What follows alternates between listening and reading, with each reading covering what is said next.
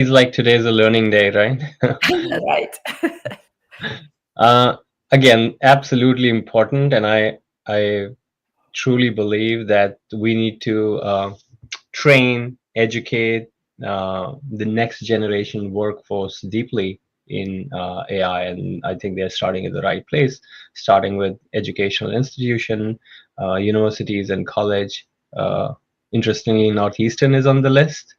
Some super Yep. super. They're making cloud available to all students, almost like creating an EDU version of it, or an EDU SKU of it. So again, super interesting. I applaud this effort again. Any effort around education is to be applauded, should be applauded. All right. So we're looking at important here. If I heard Important. you right. Yeah. Paul, what'd you think? Yes, I actually had essential for one of the reasons that I don't think AI leaders are educating their executives enough on what the expectation of the new hires is coming in. I was at Harvard Business School last week here. These students are using this stuff all the time, and they're going in the workforce here, and they're expecting companies to embrace it. And they're finding corporate America where most companies, less than 10% employees, have access to secure employee chatbots. The executives aren't aware of this here. So this absolutely will be decision making. Your embracing of this is a key decision making things, particularly for your technical talent you're trying to hire. So I think this is essential for AI leaders to be aware of. I wouldn't argue with the idea of talent really wanting this and it being an essential issue from that perspective. I think this is very different from the first article. If you're in education, this is essential. If you're not in education, I don't think this is available. I looked on Claude and because I was very interested in particular in the learning mode, and it's not available just in the general model. This is strictly for educational institutions. So I think it's important. I wouldn't categorize it the same way as the prior article, just because this is targeted at the educational market. I think your point is a good one. I don't think this article, you have to read through the tea leaves of this article to get to that point, though. Yeah, I'm with Tim, John. I think it is different, but it's still important because, to Paul's point, we absolutely have to, or the leaders need to know who they're hiring and what they know in AI, right? So, but this is a platform from Anthropic that they can turn into educational for enterprises that I think they will. They're just not announced it yet because it's all the elements are there, but it's different from the first article. So important. So actually, I wanted to add something, John. What Paul said, right? We're actually hiring for AI, Gen AI, data science kind of role, and it's a very small pool. A lot of resumes which are coming along are traditional ML people, and again, the understanding of Gen AI and how you tune Gen AI, how you prompt Gen AI, so that's very small.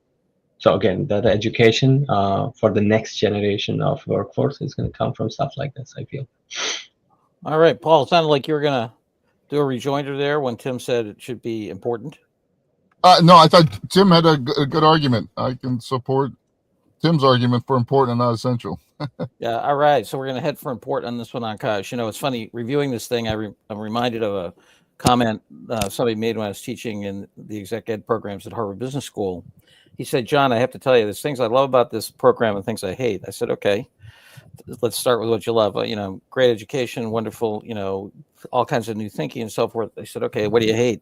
He said, this is like being on an aircraft carrier in a jet going in the catapult. He said, but the problem is when I hit the end of the deck, I don't go into the air. I hit the wave. I'm going to go back into my organization. It's going to be just so hard. And that's, I think, a lot of young That's people good. have that. Yeah. Yeah. All right. Next, Ankash. The next one comes from Luma AI, and they have introduced camera motion concept. Yeah, this is, as somebody who actually is old enough to have taped together 16 millimeter film, watching this thing is, in an editing deck, watching this is just spectacular.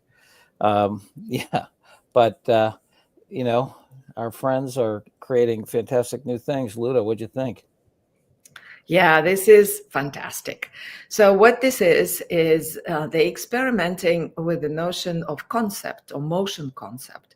So you take you present to the model a couple of pictures, of couple of images or videos of the move forward or a zoom in, and then the model learns that concept and then can reproduce it on a still or another video.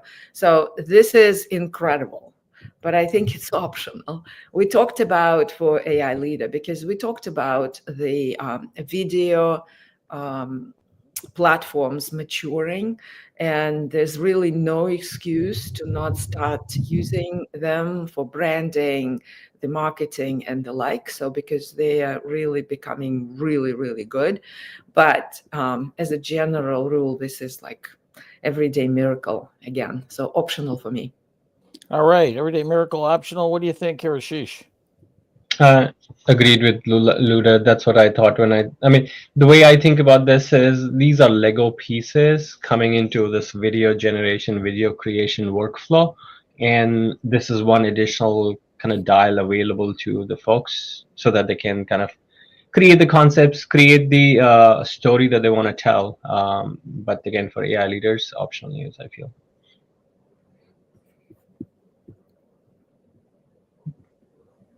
John, you're mute. John, you seem to be on mute. Oh, sorry. Thank you. Yeah, we're headed for optional. Tim, what do you think? Yeah, that's where I was. Everyday miracle. It's astonishingly beautiful. It appears to be a move forward in control. It's a product announcement.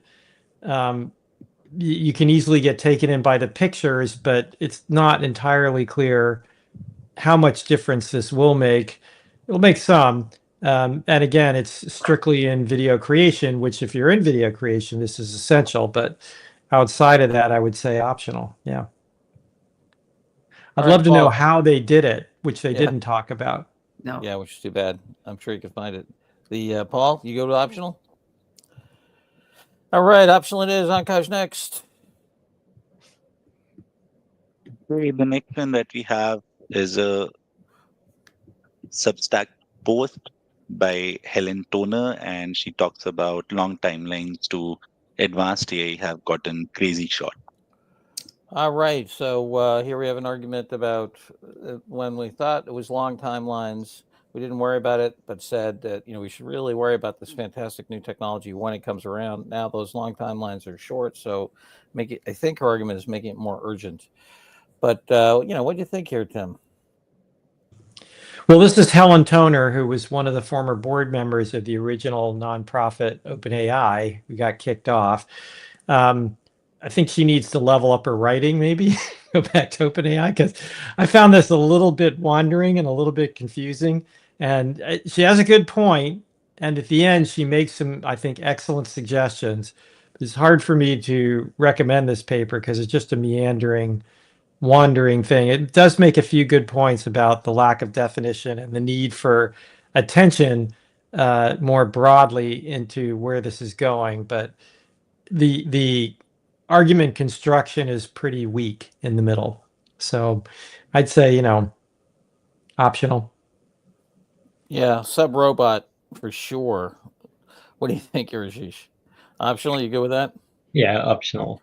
All right, Paul. I know you're not going to pull us out of the optional fire, so we're going optional. No, but in the gossip parlor, games and ship, there was a pretty extensive view this last weekend in Wall Street Journal about all the drama on the firings and everything else. So if you're really into the boardroom drama, it's a well-researched article, but definitely optional in this one.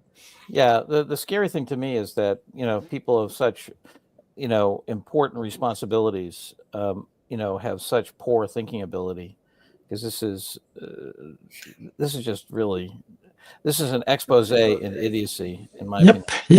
Yep. And that is, I've been saying it, pounding the table, and I'll keep pounding the table. It is not a great idea to have your research outsourced to random commercial institutions. Let's give some due respect to Helen, but optional, right? Why give due respect? She's got great responsibility and she's not Well, bearing it well. sometimes, you don't necessarily put out your best work. It happens. But come on, you're the person who is supposed to be the key board member on a key But issue. she's also human.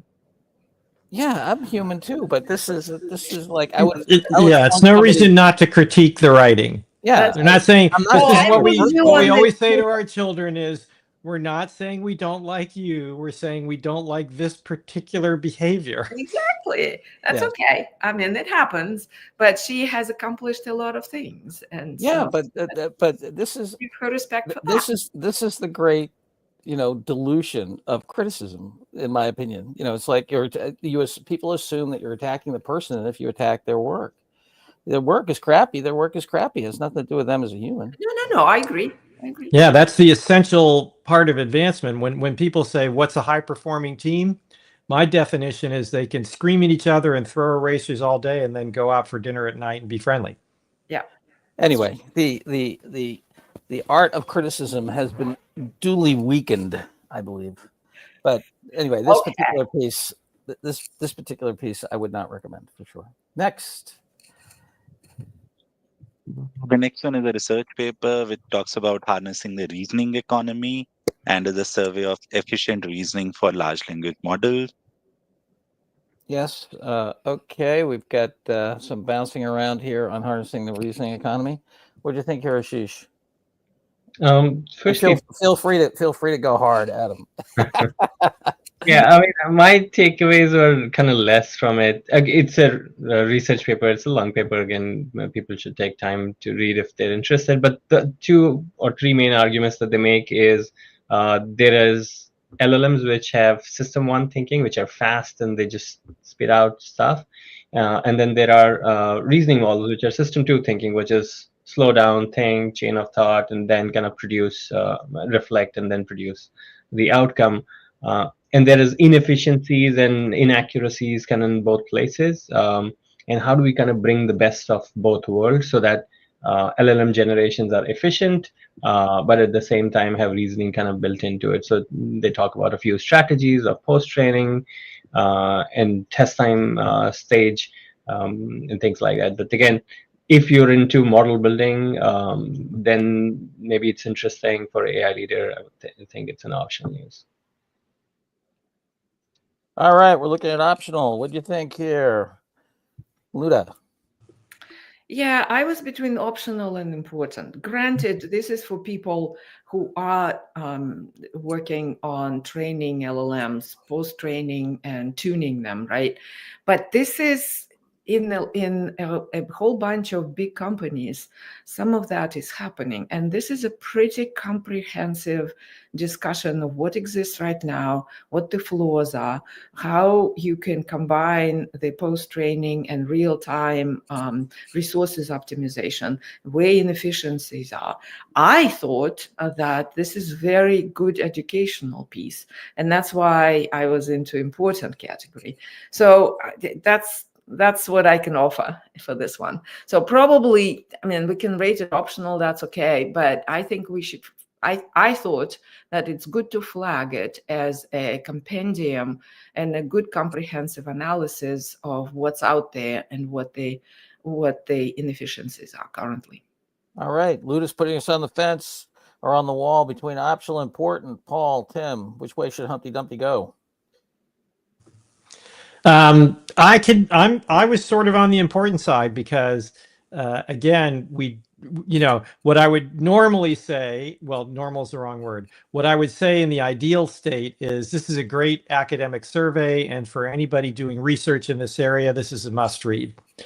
Since we don't really have a well-organized academic research and a lot of it's happening in commercial companies, I think it's important because the commercial companies need to be aware of this. And Luda's right. It's a good survey piece in general. Most AI leaders, if you're not building your own models or you're not running large scale things already, it's not critical because you're not going to be involved at this level. And the amount of spend you have, you're not going to be able to affect by reading this paper. But this is where we're headed. And I think it's an important paper for that reason, for those building these models and for large companies that are doing their own fine tuning and things. This will start to become more important as the costs start to mount. All right, Paul, we're headed for important. What do you think? Important. I'm on important, and the chart we're showing right now, I think, is a good one. If AI leaders got one to look at, this is one to get their head around. All righty, important it is. Ankash, next. Next one again comes from Anthropic, and it talks about how Canva is empowering employees across their teams with Claude.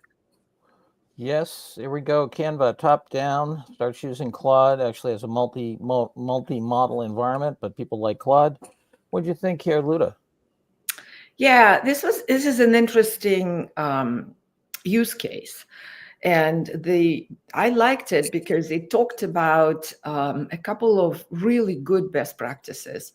One is to provide all kinds of models, right, and get employees to figure out which one is best. And that's what they did. And another one is to enable the discussions and best practice sharing with the Slack channel specifically dedicated to that task. So people use it and share what they've accomplished and how they accomplished that. And I thought those two best practices are worth a note. And so that's why I rated it as important. But it's a light article, so I can be swayed into optional. All right, we're between optional and important, kind of heading to important. What'd you think here, Paul? I mean, we use Canva internally in Slack, as well as multiple tools in Claude here. I'm really bullish on the AI leader understanding development on how teams are using these new tools across existing applications. So here we have Slack and Canva as existing applications, new tools in a team environment here. So I think that theme is really, really important here, because I think I assert that the whole notion of the employee productivity interface is radically changing, and it's moving much more towards this AI thing where traditional apps are getting pushed in the background and you move into collaboration. And so in that sense, I think a trend, I could even go essential, but definitely supportive of important. All right. Yeah, and Ankash, if you can scroll down to where they're using it, like design prototyping, component building, product visualization, this is like in the fiber of Canva, right? This is not the chatbot assistant like do this for me on the side. This is really in the product pipeline development. So I just think this is important. All right. Yeah, Tim, I agree. I think important. I wish they had gone into a little more detail again. I'm going to encourage everybody to read the AWS use cases, because it's a good use case. And this particular thing here is great because, as you said, Luda, it shows, I think, very interesting business use cases, not just, well, they're all business use cases, but core business use cases in core business processes. So that's important. I have to push back a little bit and say I'm not sure just giving all the people all the models and hoping they pick the right one is a great plan. We could call that kind of a cargo cult mentality. If the people don't know anything about what the tools they're getting, their ability to evaluate them is pretty limited. But this is a more sophisticated group, I suspect, and that's the way it's going to happen. So I wouldn't call it a best practice, but I would say this is still a good use case. Good point. All right. Yeah. I mean, Tim, I agree with you, right? This is a highly skilled set of people. Right. And the the point about self-organizing, right? I mean, you give them this multi-environment, kind of multi-vendor situation, and what works best for them, they will figure out using this kind of democratized use of AI. I thought that was super interesting for me. Maybe not a recipe for every organization because again, their skills could vary. But other than that, and I feel that they left the detail of the use case intentionally because this is in the fabric of how the employees in this organization use it across a broad range of scenarios. So important. All righty, important it is. Akash, let's get to the ultimate article. Sure. The last one comes from OpenAI, and it's a research paper around an evaluating framework called Paper Bench. Yeah, very interesting here. And, as I understand it, essentially, can we create AI to replicate the findings of ML, AI, and Gen AI papers in academia, which, of course, is the gold standard for checking on whether or not a paper has a robust finding? Can someone else replicate it? And this one, shows that they get to about 20%. So what do you think, Tim? I think the topic area is crucial. I think for the general AI leader, again, this is probably optional. It's an interesting approach. I applaud OpenAI for plowing this much money into this topic. We'll see if they actually do become a for-profit if this continues, but I think it's a good paper. And I wish they had done it around biology because it would be an order of magnitude more important if you could begin to replicate results in lab testing, which I think seems possible based upon what they did here. So I think it's really interesting. If you're interested in a good read and you have the inclination for it, it's a good weekend read. But I don't think it's required for most AI leaders. So I would say optional. Well, let me make the case for important because and I hear you about the biology thing. I'm not sure it's more important because if we're getting to a world, which I think we are, where the algorithms are going to come up with new ideas for papers, those papers are going to be published by the robots, and then if they can be replicated by other robots, or if you take any scientific finding and you can replicate it, I would think you'd want to start in ML and AI because that's the thing that will amplify everything else. So I don't know. I think this is a huge. I think it's a huge issue, and because this is to me the calculus of improvement. Right? It's not the thing itself. It's not even the process of the thing itself. It's the ability to improve the process of improving, which has got huge amplification effects. So I was going to give it an important, but what do you think, Luda? Yeah, I hear you, and I think you can make this argument, and I agree. However, I rated it firmly optional for the more technical reason. See, it is a hugely laborious process that they went through, and to put together those trees, to label them with weights, and to really be able to evaluate the work, right? I think it's way too laborious. We should be able to get better. I agree that the topic is essential. We need to figure out how we evaluate and replicate what humans do in the systems. But this is, for me, a mass fail. So 20%, and with this laborious structure underneath, it's not the way we're going to go. I'm sorry, OpenAI, but it's just like my personal opinion. But isn't the labor in doing the evaluation by humans so that you can validate the outcome of the model? Yeah, but again, what I'm saying is we should be able to find mechanisms that do that for humans, communicating where the critical points are and building those trees with less labor than what this paper suggests. Yeah, but having reviewed papers, it's the best we have. You know what I mean? But it's a massive fail, 20%. I think it's a massive triumph. No, that's not a massive fail in my mind, because you need lots of room for grading. And if you start out with something where the robots are getting 70, 80%, it's not going to last very long. It's going to saturate very quickly. I don't have any problem with that. But maybe I'm misunderstanding this paper, but to be able to replicate the findings of to be able to automatically replicate, not evaluate, replicate the findings of important new papers in ML and AI, and to get 1 in 5 right, that is amazing. That's not a fail, that's a triumph. Well, yeah, you could look at it this way. I would have liked to have the score with all this labor better. But I guess you have but again, we don't have an alternative. Yeah, no, I hear you. And again, it's a scalable approach. The labor is up front to construct the evaluation, and that is an issue.